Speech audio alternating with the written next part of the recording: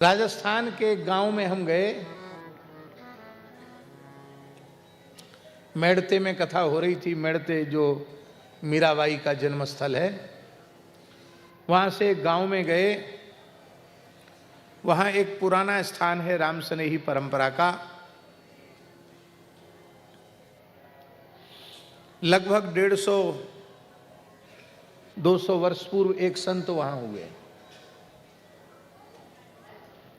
उनके बारे में कहा जाता है वो एक पेड़ के ऊपर चढ़ कर के भजन करते थे। पेड़ की डाली पर पैर लटका के बैठते और वहीं भजन करते।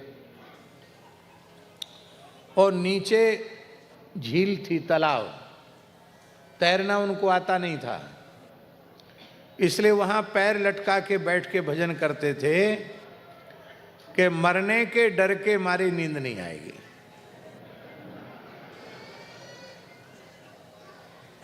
चौबीस घंटे में एक बार कुछ भिक्षा लेते थे, रूखी सूखी भिक्षा। क्रिया करने के लिए नीचे उतरते थे, बाकी बस अहर्निश राम नाम का जप करते थे।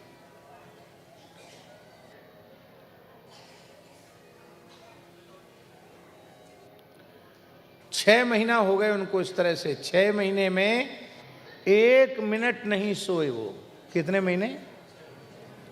आधे क्षण के लिए सोए नहीं वो, आंखें ही बंद नहीं किए। ऐसे चिकित्सा विज्ञान वाले लोग कहेंगे कि आदमी नहीं सोएगा तो पागल हो जाएगा, लेकिन वो कुछ नहीं, वो तो ठीक थे। अंत में भगवान ने उनकी परीक्षा ली। भगवान ने वो स्नान करके पेड़ पर चढ़ने वाले थे तो राम जी एक किसान के रूप में आए और बढ़िया चूरमा, देसी चूरमा, राजस्थान में दाल बाटी चूरमा प्रसिद्ध है। ऐसा चूरमा राही का अलग होता, देसी अलग होता है। उसको भूभुर में कंडे में सेका जाता है और फिर बढ़िया गुड़ डाल करके चूरमा बनाते हैं। इतना घी डालते हैं कि चूरमा ऐसे लें तो यहाँ से घी टपकने लग जाता है। चुचैमा घी का चूरमा वो एक पात्र में लेके आए भगवान। तो भगवान लाए, उनको 24 घंटे में एक आधी रोटी खा के भजन करते थे वो। भगवान ने कहा भजन पीछे कर लेना, पहले ये खाओ। पीछे पड़ गए, हाथ पकड़ लिया। तब आपने राम राम करते हुए कहा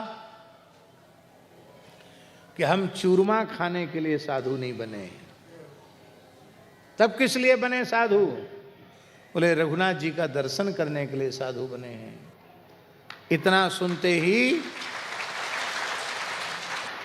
किसान की जगह राम जी प्रकट हो गए। किरीट मुकुटधारी, धनुर्बाणधारी भगवान श्री राम प्रकट हो गए। हृदय से लगाया और उसके बाद राम जी दर्शन दे के गए। बोले क्या चाहिए? बोले बस आपके भजन में लगे रहें, कुछ नहीं चाहिए। राम राम करते रहें और कुछ नहीं चाहिए। आपके चरणों में प्रेम हमारा बढ़ता रहे, आपके नाम में प्रेम बढ़ता रहे। इसके बाद उनके शरीर से एक देवी निकली।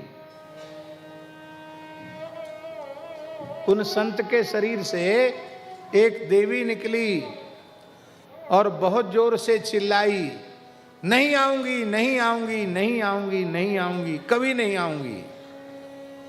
तो उन्होंने कहा देवी तुम कौन हो? भीतर घुसी थी, अब नहीं आओगी। कौन हो तुम? उसने कहा मैं निद्रा देवी हूं।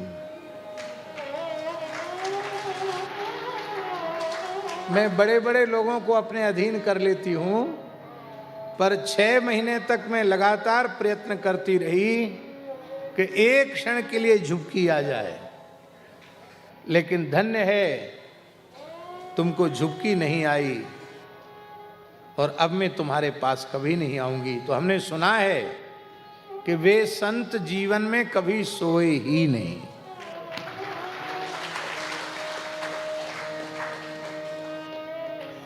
सोना क्यों जरूरी है? इसलिए जरूरी है कि सोने में शरीर को विश्राम मिलता है, और सोकर के शरीर को जितना विश्राम मिलता है उससे अनंत गुणित विश्राम यदि राम नाम लेने में मिल जाए तो सोने की क्या आवश्यकता है। इसलिए जब भजन का स्वाद आने लग जाएगा तो न भूख रहेगी, न प्यास रहेगी, न निद्रा रहेगी, फिर एक एक क्षण में भगवान का नाम प्रकट होगा। और यही प्रहलाद जी की स्थिति है। आज भारतवर्ष की संत परंपरा के मुकुटमणि संत परम पूज्य श्री राधा बाबा की प्राकट्य तिथि है। पौष शुक्ला नवमी को पूज्य श्री राधा बाबा प्रकट हुए। गोरखपुर गीता वाटिका भाई श्री हनुमान प्रसाद पोद्दार जी की सन्निधि में वे रहे। आध्यात्मिक अनुभूतियों की इस कराल कलिकाल में उन्होंने पराकाष्ठा को छुआ, पराकाष्ठा को प्राप्त किया। मंजू श्यामा भाव, मंजरी भाव, गोपी भाव, फिर विशाखा भाव, और अंत में श्री राधा रानी के महाभाव में वे स्थित हो गए। उनका जीवन चरित्र प्रत्येक साधक के पढ़ने के योग्य है। अद्भुत महापुरुष। पहले कट्टर अद्वैती थे, ये नाम रूप लीला और ये सब नहीं मानते थे वो। अहम ब्रह्मास्मि सोहमस्मि इस उपासना के थे। कहीं कीर्तन होता तो कहते हल्ला गुल्ला क्यों हो रहा है, ऐसे थे वो। उस साधना में भी, निर्गुण निराकार की साधना में भी बहुत ऊंचाई तक पहुंचे हुए थे, परम विद्वान थे। और आपको सुनकर आश्चर्य होगा, भगवान शिव ने प्रकट होकर उनको सन्यास दीक्षा प्रदान की थी। सामान्य महापुरुष नहीं थे वो। पर सेठ श्री जयदयाल गोयनका जी के पास बांकुरा में दर्शन करने वो गए, और उन्हीं के सामने सगुण निर्गुण की कुछ चर्चा हुई। सेठ जी बोले, आप बहुत बड़े विद्वान हो, हम आपका समाधान नहीं कर सकते, आप गोरखपुर चले जाइए।